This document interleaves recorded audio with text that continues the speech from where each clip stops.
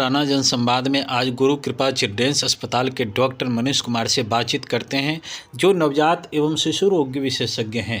इनसे बात करते हैं कि सर्दी के मौसम में जहां पछुआ हवाओं की लहरें चल रही है, जहां शीत लहरें चल रही है, ऐसे में नवजात बच्चे, शिशु बच्चे और नवजात बच्चे की माँ की देख रेख कैसे की जाए, उनके खान पान की व्यवस्था कैसी हो, यदि उन्हें सर्दी हो जाए, खांसी हो जाए, फीवर आ जाए तो उसकी प्राथमिक उपचार कैसे हो और किस तरह के डॉक्टर के पास जाकर उस बच्चे का इलाज करवाना चाहिए। तो चलिए हम मिलते हैं डॉक्टर मनीष कुमार से और उनसे इन सारी बातों पर बातचीत करते हैं।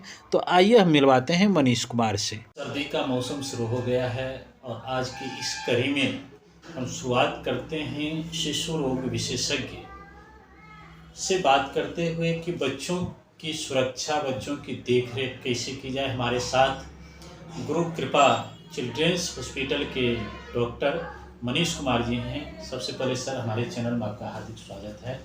आपका भी हार्दिक स्वागत है। आप बहुत अच्छे मुद्दे लेके बात करने के लिए आए हैं।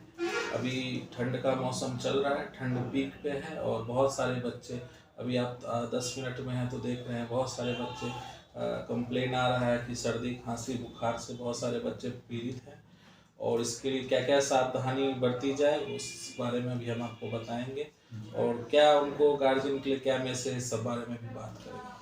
सर, सबसे पहले बात शुरुआत करते हैं कि नवजात बच्चे जो कुछ बोल नहीं पाते हैं, कुछ इशारा नहीं कर पाते हैं, और उनकी देखरेख नवजात बच्चे की माँ कैसे करेगी। नवजात बच्चे हाइपोथर्मिया के लिए बहुत प्रोन होते हैं, मतलब ठंड उनको बहुत जल्दी और बहुत ज़्यादा असर करता है, ये भी देखा गया। सबसे ज़रूरी है अभी के समय में कि बहुत सारे नवजात बच्चे हैं, माँ के दूध के अलावा उनको बाहर का दूध दिया जाता है। बाहर का दूध देने पे क्या है कि वो कई बार गर्म करके देते, कई बार बचा हुआ दूध जो है, जो ठंडा टेम्परेचर पे रहता है, वही बच्चे को पिलाया जाता है। इससे बच्चा जो है ठंडे दूध पीने से उसको फिर वो जो है ठंड का असर हो जाता है, सर्दी खांसी होने लगता है। कपड़ा वाला इशू है ही, तो ठंड जो है कान से बच्चे को लगता है और टोपी उनको पहनाना है, ये तो बहुत लोग फॉलो करते हैं, लेकिन ये दूध वाला चीज़ मिस हो जाता है। बच्चा हुआ थोड़ा सा दूध पिया बच्चा, फिर वो दूध रह गया और वो फिर वो ठंडा टेम्परेचर के कारण बहुत ठंड वाला दूध हो गया, वो उसको पिएगा, वो उसको ये करेगा। और एक और चीज़ होता है कि घरघराहट, जैसे बहुत बार बोलते हैं कि बहुत बच्चा घरघराता, सर्दी खांसी नहीं भी होता तो घरघराहट से शुरुआत होता है। तो घरघराहट का ज़्यादातर कारण होता है कि बच्चे का नाक बंद हो जाता है और नाक में मतलब प्रैक्टिस करते हैं लोग कि करू तेल डालने का प्रैक्टिस करते हैं, हालांकि वो प्रैक्टिस सही नहीं है, उससे बच्चे को बहुत फायदा नहीं होता है। उससे नवजात बच्चों के लिए तो वो नुकसानदायक ही है। बाकी उसके लिए नेजल ड्रॉप आता है, सलाइन नेजल ड्रॉप आता है, जिसका यूज करके नाक जो है कंजेशन से बचा जा सकता है। सर, आपने जैसे सर्दी की बात कही, तो गांव घर में जो डॉक्टर होते हैं, ग्रामीण डॉक्टर, अक्सर सर होता क्या है कि बच्चों को जब सर्दी होती है, का फीवर आता है, तो उसको कह देते हैं ये निमोनिया का लक्षण है। सर, इसके संदर्भ में बताइए। हर चीज़ को निमोनिया बोलना या जनरल टर्म में हफ्नी बोलना सही नहीं है।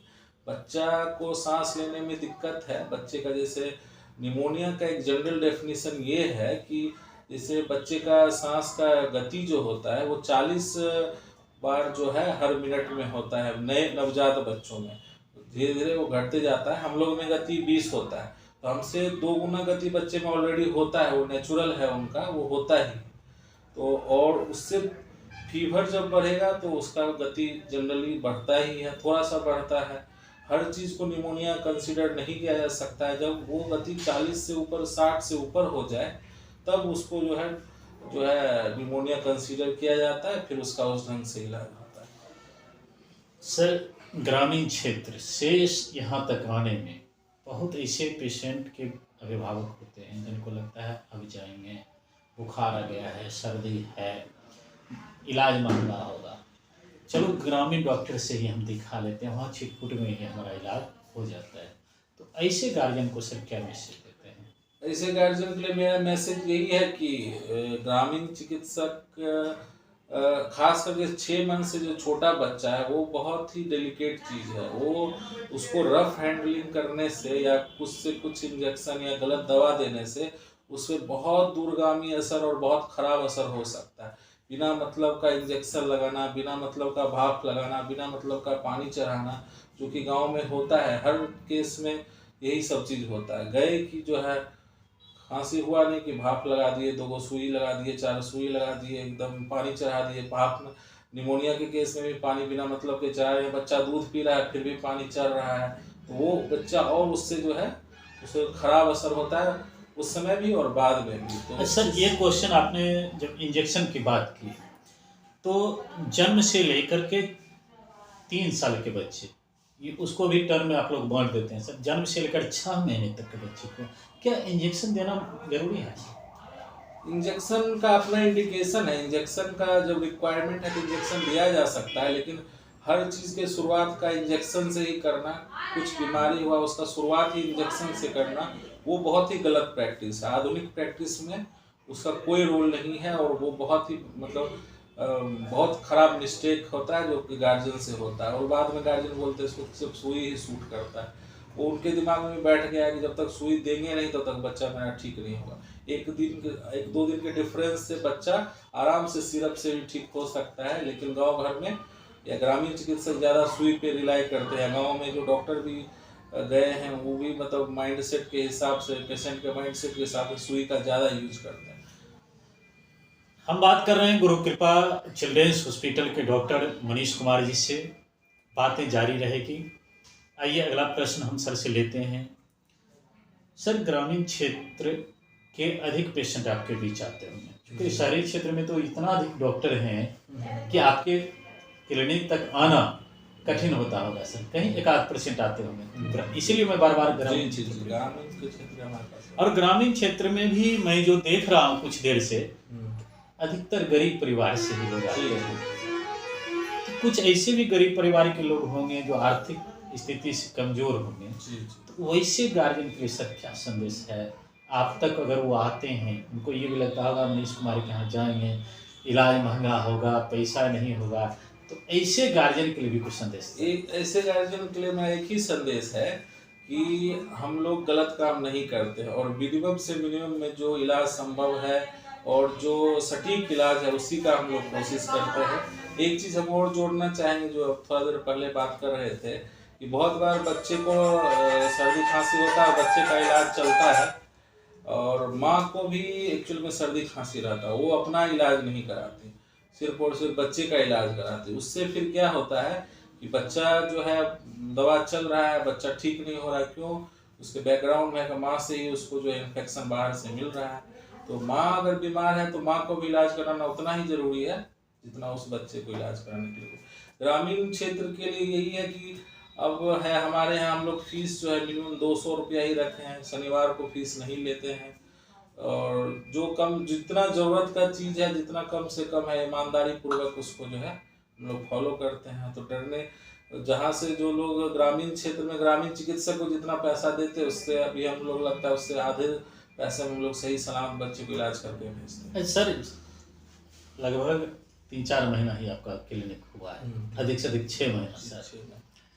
6 महीना में आप जो पेशेंट को देखे कुछ न कुछ सर उधर से उनके गार्जियन के तरफ से, अभिभावक के तरफ से आता होगा सर कि आपके इलाज से हमें इतनी संतुष्टि मिली है, इसके बारे में? चूँकि बहुत ऐसे भी सर आज हमारे दर्शक होंगे जिनके बच्चे आपके यहाँ से इलाज करवा कर गए हैं, तो उनके बारे में? उसके बारे में एक ही लाइन है कि जो यहाँ आ गया है वो फिर और कहीं नहीं गया है, बस एक ही लाइन है।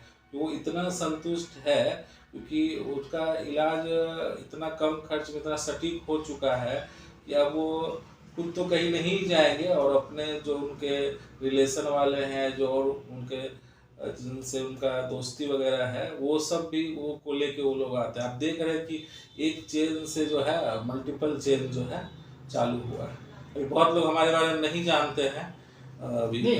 यहाँ सस्पिशन हो जाता है कि मनीष कुमार नाम से 2-2 डॉक्टर बेगूसराय, मनीष कुमार नाम से 2-2 नहीं 3-3 या 4-4 डॉक्टर है बेगूसराय में।